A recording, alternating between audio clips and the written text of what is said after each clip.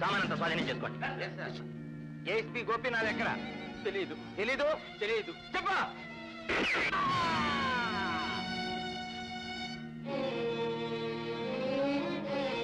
గోపీనాథ్ ఎక్కడ? నాకు తెలియదు. చెప్తావా లేదా? గోపీనాథ్ యోగక్షేమాలు మాకు వెంటనే తెలియాలి. చెప్పు. వారి ఈ ప్రాంతాలకే రాలేదు సార్.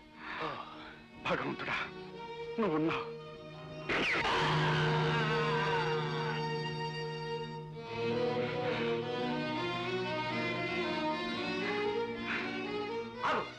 అడుగు ముందుకు వేసావో నీ ప్రాణాలకి దక్కవు.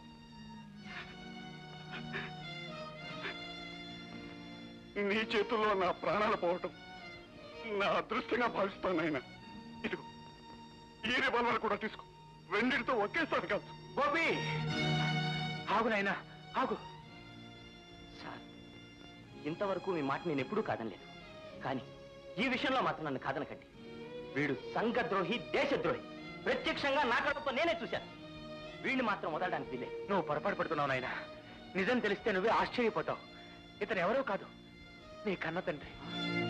సార్, అవును నాయన. ఆనాటి సత్యమే ఈనాటి సతీష్. ఈ నిజాన్ని నేను భరించలేను.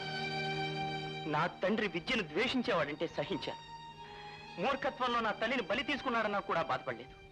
కానీ నా కన్న తండ్రి సంఘంలో ఒక చీడ పురుగని తెలిసి నేనెంత కుమిలిపోతున్నానో మీకు తెలియదు.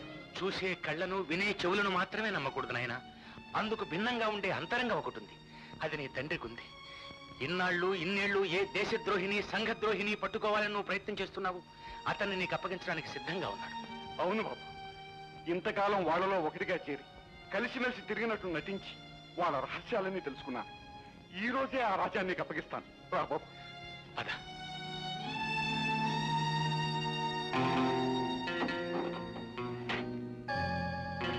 రారా బయటికి.